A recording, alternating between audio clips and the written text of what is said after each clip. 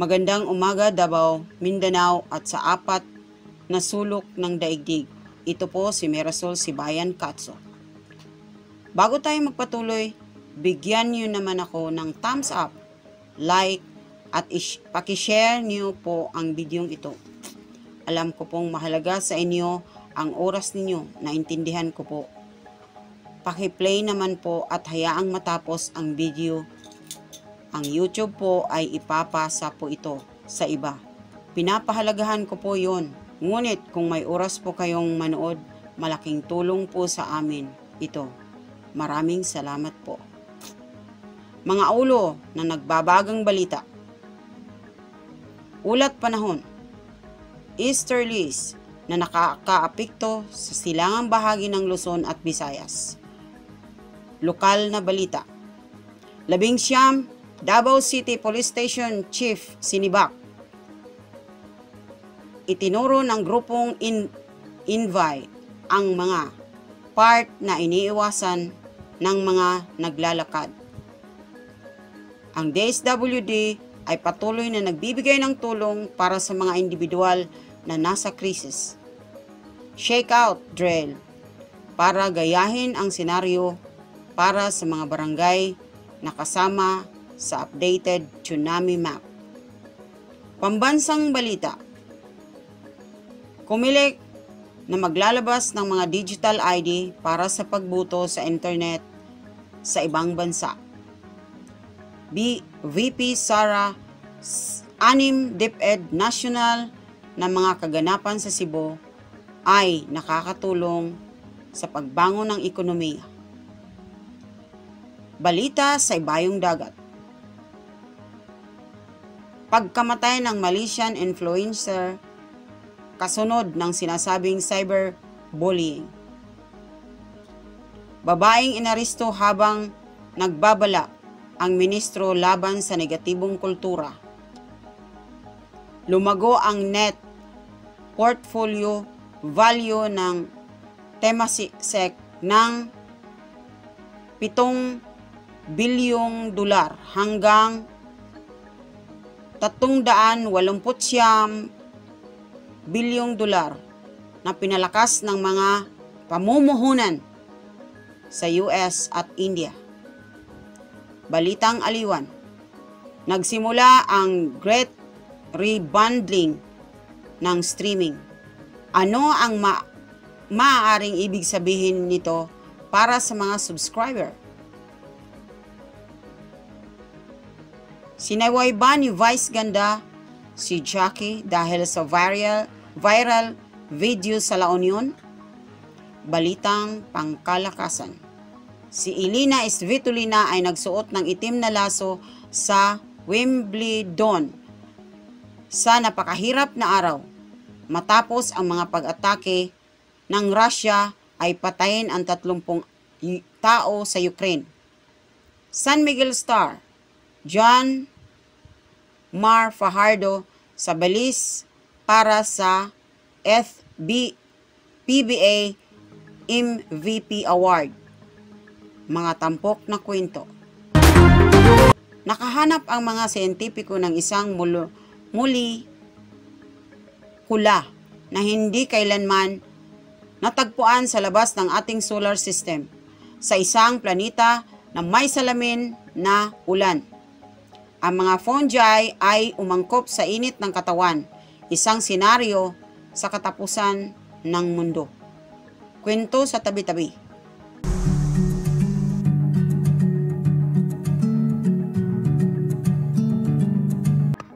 Ang panahon bahagyang maulap hanggang sa maulap na papawirin na may pulo-pulong mga pag-ulan o pagkidlat pagkulog dahil sa Intertropical Convergence Zone or ITCZ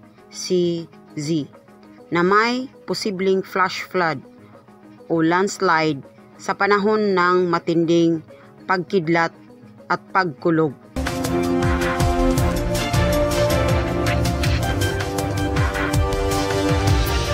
Lokal na balita.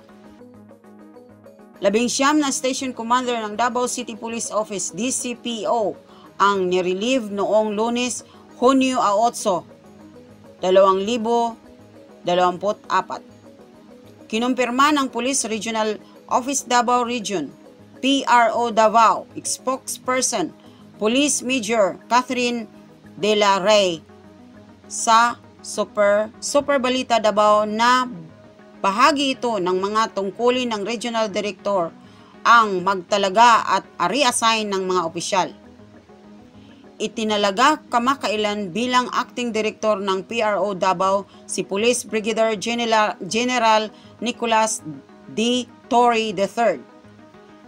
Sinabi ni De La Rey na ang mga na-relieve na police official ay papalitan ng mga opisyal mula sa Police Provincial Offices at ng Regional Headquarters ng PRO Davao.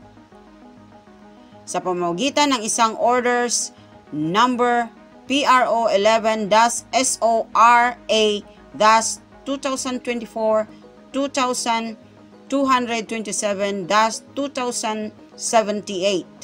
Ang mga bagong Station Commander ay sina Police Major Richin Lagnayo para sa Santa Ana Police Station, Police Major Emmanuel Manlatican para sa San Pedro Police Station, Police Major Genesis Oriel para sa Talomo Police Station, Police Major Marcel Manzano para sa Sasa Police Station, at Police Captain Pio Torrecampo para sa Buhangin Police Station. Itinuro ng grupong INVI ang mga parte na iniiwasan ng mga naglalakad. Isang pangkat ng kapaligiran na nakabase sa lungsod ng Davao, Interfacing Development Interventions for Sustainability, IDES, ay tinutukoy ang 620 na mga hadlang na humahadlang sa paggalaw ng pedestrian sa lungsod. Iniulat ni Environmental Research Officer Justin Joshua Pungyan ng IDES noong Lunes ng umaga, Hunyo 8, 2024, na ginanap na kapihan sa Davao sa SM Davao na 7.4% lamang ng mga respondente ang nasiyahan sa 27 na assess na walkways sa Davao City. Ang kamakailang natapos na pag-aaral sa pananaliksik sa urban walkability at mobility ay nagsiwalat ng 620 ang natukoy na mga hadlang. Isinama ang mga bagay na nakaharang, nakaparadang mga sasakyan, mga puwang sa bangketa, mga stall at hindi malinaw na mga palatandaan ng pedestrian. Ang mga hadlang na ito ay higit pang ikinategorya ayon sa kanilang panungkulan. 352 ay mga permanenteng hadlang na nangangailangan ng demolisyon, habang humigit kumulang 268 ay pansamantalang mga hadlang na mas madaling alisin. Ang DSWD ay patuloy na nagbibigay ng tulong para sa mga individual na nasa krisis.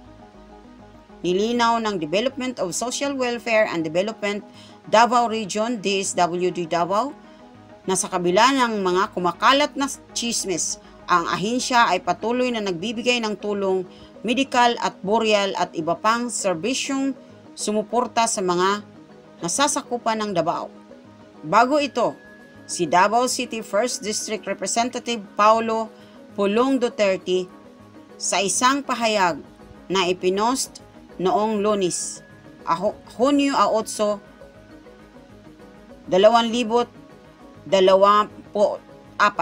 sinabi na ang Davao City Government ay walang plano o intensyon na itigil ang tulong na kinabibilangan ng suportang pinansyal at medikal upang matugunan ang mga mahihinang sektor. Wala ko'y rason na hindi ibigay ang para sa mamayan. Gani, sa akong pipilalang katuig, isip kongresista, didto sa Davao, labi na sa panahon sa pandemya, kabalutanan sa ayuda nga among naapod-apod nga mas labaw pa sa mga pagkukulang sa kasalukuyang panggamhanan at apil na ang personal na pundo na the congressman said. Idinagdag na ang anunsyo na kanilang naipost sa labas ng kanilang opisina ay hindi kailanman isang black propaganda o isang peking balita. Shakeout drill para gayahin ang senaryo para sa mga barangay na kasama sa updated tsunami map. Isang opisyal mula sa City Disaster Risk Reduction and Management Office, CDRRMO, ang nagpahayag na ang mga nakitang lugar na naapektuhan ng tsunami ay isaalang-alang sa paparating na 4th city-wide full-scale earthquake at tsunami.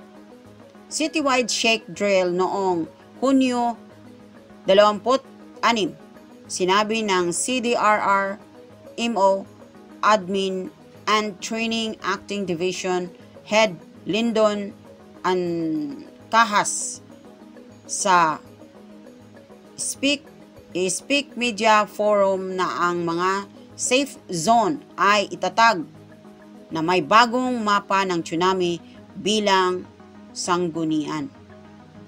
Mas maraming barangay ang kasama, unlike before that we only included coastal barangays. Now Obrero and Maa are included, kaya dumami ang mga barangay dahil sa updated na tsunami map ng Davao City. Ito ay magiging isang bagong hamon para sa atin, lalo na kung ang mga dating ligtas na zona ay napag-alaman na ang mga epektong lugar. Kaya ang mga lugar ay hindi naligtas sa mga zona.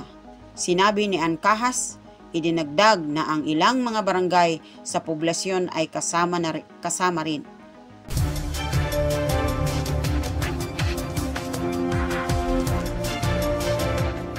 Pambansang balita. COMELEC maglalabas ng mga digital ID para sa pagboto sa internet sa ibang bansa. Manila. Maglalabas ang Commission on Election, COMELEC, ng Digital Voters ID card para sa mga botante sa ibang bansa. Sa isang pahayag nitong Martes, sinabi ni COMELEC Chairperson George Garcia na ang modernized Voters ID ay ibibigay lamang sa mga botante sa ibang bansa para sila ay makapagrehistro sa unang pagtakbo ng internet pagboto sa May 2025 midterm elections. Inaprubahan ng Commission ang pagpapalabas ng Digital Voters ID upang mapagaan ang kanilang pakikilahok sa pilot internet voting na lalapit na halalan, dagdag ni Garcia. Aniya, ang mga Pilipino sa ibang bansa na mga rehistradong botante ay maraming humihiling ng kanilang digital voters ID sa pamamagitan ng pagpapadala ng email sa komisyon. Magkaroon ng dedikadong email ad para sa overseas voter para magpadala ng email request, ani Garcia. Samantala, isang pre-enrollment para sa mga botante sa ibang bansa na nais lumahok sa pagboto sa internet ay tatakbo mula Pebrero 12, 2025 hanggang Mayo 12, 2025. VP Sara, 6 DepEd National na mga kaganapan sa Cebu ay nakakatulong sa pagbangon ng ekonomiya. Maynila, 6 na pangunahing pambansang kaganapan ng Department of Education, DepEd, ang tutulong na mapalakas ang post-COVID-19 ekonomiya ng Cebu, ayon kay Vice President Outgoing Secretary Sara Duterte.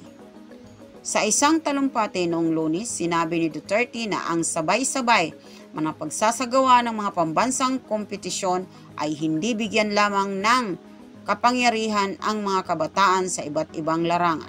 Ngunit, sinusuportahan din ang mga lokal na negosyo sa lalawigan.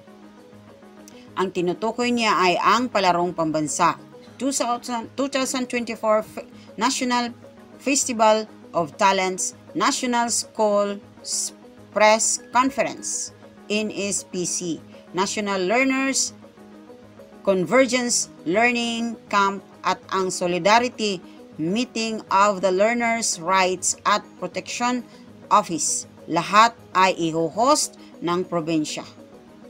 Ito po ang tulong namin sa lokal na ekonomiya ng Cebu at sa inyong mga micro, small, and medium enterprises post-COVID-19 pandemic.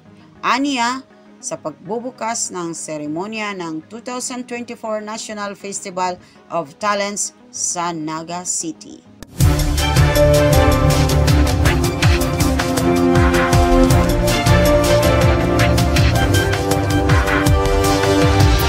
Balitang pandaigdig, pagkamatay ng Malaysian influencer, kasunod ng sinasabing cyberbullying.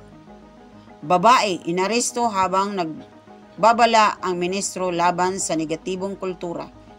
Inaresto ng mga otoridad ng Singapore sa Malaysia ang isang babae upang mapadali ang kanilang investigasyon na di umano nagpapakamatay ng isang social media influencer kasunod ng online harassment sa isang kaso na nagdulot ng galit at nagliwanag ng spotlight sa cyberbullying sa bansa. Sinabi rin ni Malaysia's Communications Minister Fahmi Fadzl na ang issue ng cyberbullying sa social media mga plataporma ay ihaharap sa gabinete sa Biyernes, Hunyo 12. Kahit na nagbabala siya na ang ganitong negatibong kultura hindi dapat mag-ugat sa bansa.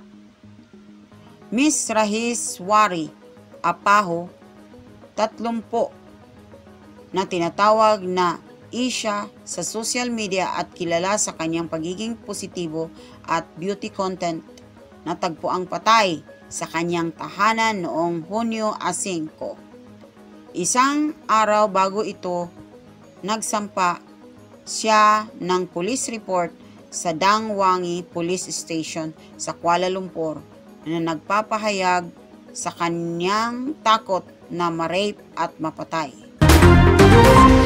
Lumago ang net portfolio value ng Temasek ng $7 bilyong hanggang $389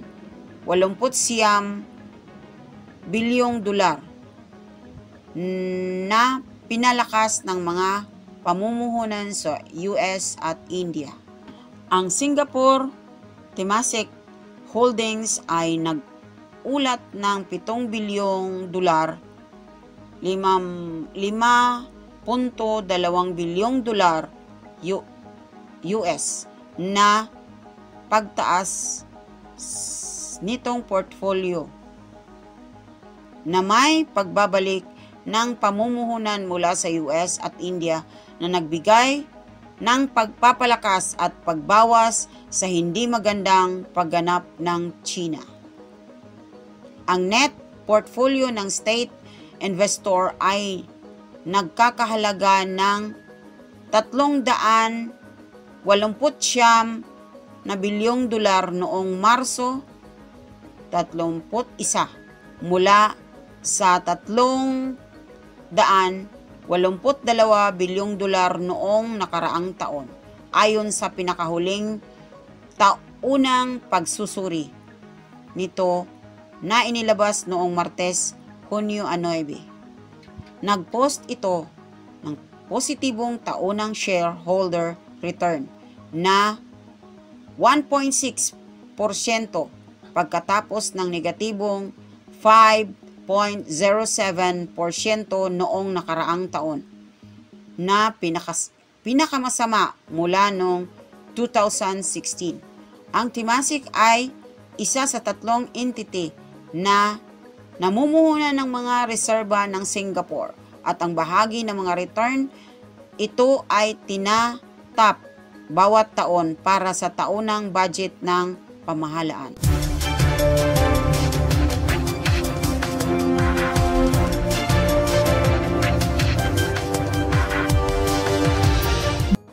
Nagsimula na ang Great Rebundling ng streaming. Ano ang maaaring ibig sabihin nito para sa mga subscriber? Ang pag-stream ay mukhang handa na sumailalim sa tinatawag ng ilan na The Great Rebundling na may mga serbisyong pinagsasama-sama o pagbuo ng mga alyansa na mahalagang bubuo ng cable na bundle na umaasa sa mga consumer mga dekada. Bagamat makatuwiran iyon para sa mga studio na sabik na mag-alok ng mas matatag at naka-streamline na nilalaman. Bilang CEO ng Disney na si Rob Iger, sinabi nitong mas maaga sa taong ito, ang mga subscriber ay may lahat ng dahilan upang magtaka ano ang para sa akin. At kung ang lahat ng ito ay may mataas na stake, ang mga corporate announcement ay talagang makikinabang sa kanila. Gagawin ba itong mas mura ang access sa mga option sa panunood sa bahay? Mas marami, mas madaling mag-navigate at mahanap ang gusto mo. Mas konting gawain, pangasiwaan sa mga tuntunin ng pag-juggling ng maraming subscription. Yun ang layunin. Ngunit sa totoo lang, hindi talaga natin malalaman. Sinaway ba ni Vice Ganda si Jackie dahil sa viral video sa La Union, Manila? Sinaway ba ni Vice Ganda si Jackie dahil sa viral video sa La Union, Manila? Nag-viral kamakailan ang It's Showtime regular co-host at dancer na si Jackie Gonzaga matapos ang kanyang video ng pagsasayaw sa musika ng mga tubig ni Tayla ay umikot online. Ang video ng kanyang sexing sayaw ay kuha sa isang bar sa San Juan, La Union, 2 linggo na ang nakakaraan.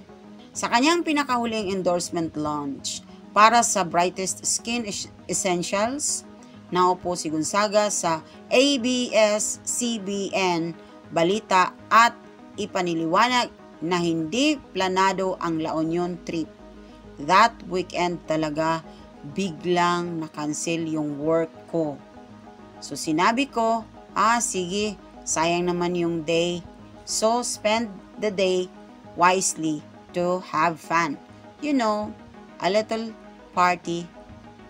Was she drunk? Hindi naman. She insisted. Grabe yung mga tao doon. Grabe sila mag-hype. Feeling ko yung mga tao doon sa La Union sa place na yon, parang trupa ko silang lahat. So yung hype nila sa akin, Jackie, Jackie, kada music, hinahype nila ako, dagdag niya. Dahil sa hype, masiglang sumayaw si Gonzaga sa tagay ng mga tao. Yung itsura ko doon, pawis na pawis. Yung bangs ko, talagang hulas na yung hair, she said.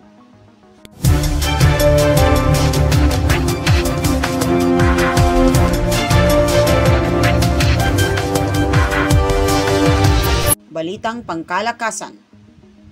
Si Elina Svitolina ay nagsuot ng itim na laso sa Wimbledon sa napakahirap na araw.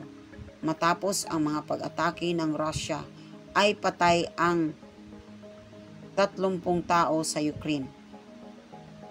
Ang Ukrainian tennis player na si Elina Svitolina ay nagsuot ng itim na laso sa kanyang panalo laban kay Wang Xingyu sa Wimbledon.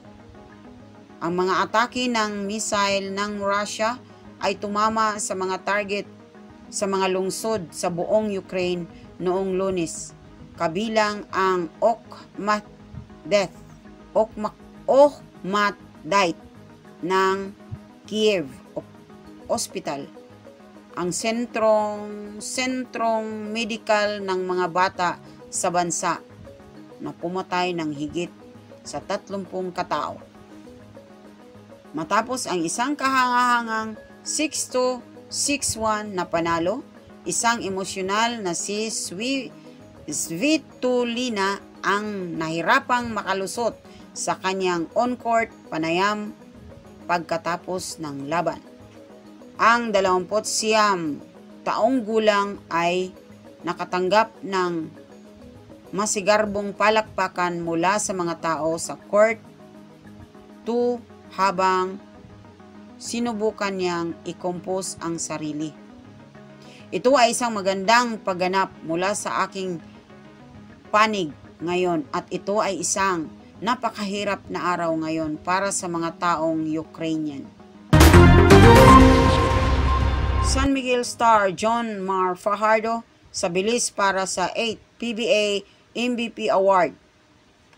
Inilagay ni John Mar Fajardo ang kanyang sarili sa posisyon na manalo sa PBA Most Valuable Player para sa kahangahangang 8 oras pagkatapos manguna sa kategorya ng statistical points sa pagtatapos ng ika-48 season ng liga. Ang opisyal na tali na inilabas ng liga noong Martes ay nagpakita sa San Miguel Beer Star na nagpost ng 42.1 statistical na puntos pagkatapos ng 2 conference season kung saan napanalunan ng Beermen ang Commissioner's Cup at naging runner-up karangalan ng Philippine Cup. Nasa malayong pangalawa si Christian Standhardinger ng Barangay Ginebra na may 37.8 statistical points kasama si Fajardo. Ang kakampi na si CJ Perez ay nakaupo sa ikatlo na may 37.4. Arvin Tolentino ng North Pole 35.9 at Calvin Oftana ng TNT 35.4. Natapos ang nangungunang 5. Nasa ika-6 si Terra Firma rookie na si Stephen Holt 34.1. Kasunod ang Meralcos Chris Newsom 31.7. Ginebras Scotty Thompson 30.3. Joami Chongson ng Terra Firma 29.2 at Jason Perkins ng Phoenix 28.8.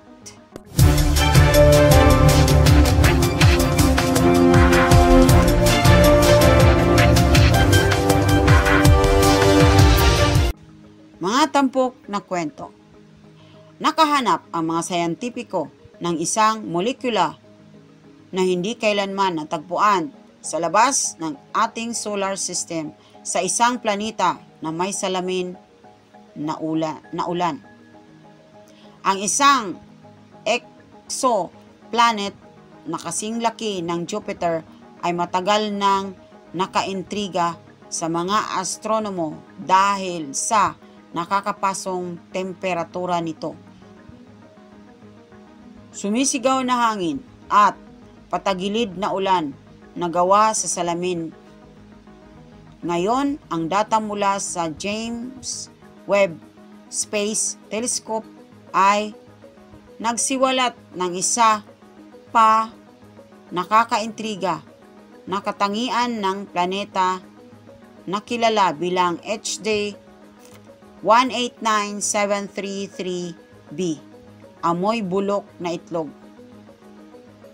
Ginamit ng mga mananaliksik na nag-aaral sa kapaligiran ng HD 189733b ang obserbasyon ng Webb upang makita ang mga bakas na dami ng hydrogen sulfide. Isang walang kulay na gas na naglalabas ng malakas na sulfuric na baho at hindi kailanman nakita sa kabila ng ating solar system. Ang pagtuklas ay sumusulong kung ano ang nalalaman tungkol sa potensyal na komposisyon ng mga exoplanet. Ang mga natuklasan na pinagsama-sama ng isang multi-institution team ay naipublish noong Lunes sa journal Nature.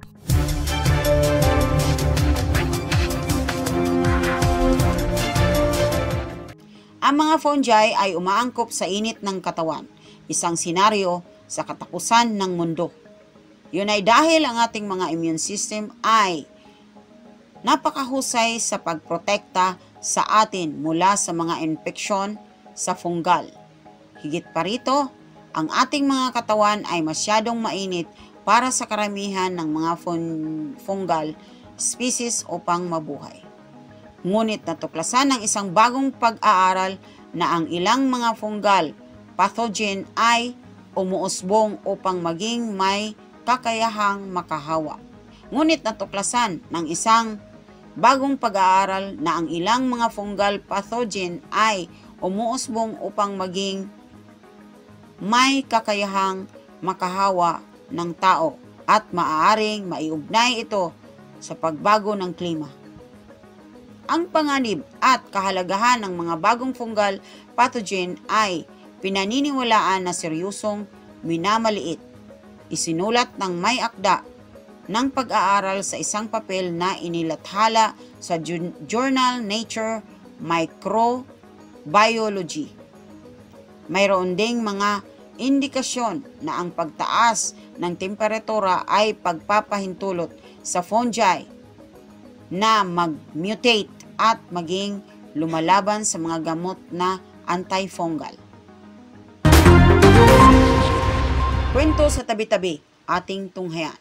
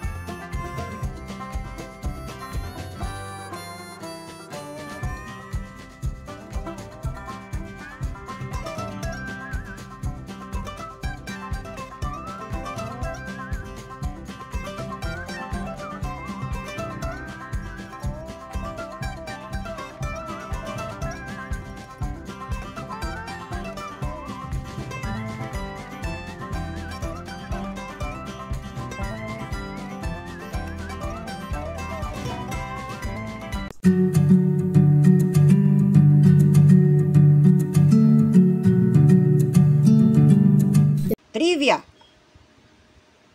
Hindi mo ba alam na tatangkilikin mo ang ilan sa mga pinakamahusay na award-winning na tsokolate dito sa Davao? Sa Malagos Chocolate, ipinagmamalaki nila ang kanilang mga sarili sa kanilang 3-to-bar method ng paggawa ng mga tsokolate. Sila ay nagsasaka at nag-aani ng sarili nilang kakao, beans at gumagawa ng mga tsokolate na katumbas ng pinakamahusay sa mundo. Nananalo sila ng pinakamahusay na inuming tsokolate sa buong mundo sa 2015 International Chocolate Awards World Drinking Competition ng chocolate sa Germany. Yan po ang tampok na balita sa araw na ito. Please like, comment, share, and subscribe and press the bell button para kayo ma-update sa mga bagong kaganapan. Ito po si Marisol Sibayan Catso, nag-uulat. Magandang umaga po.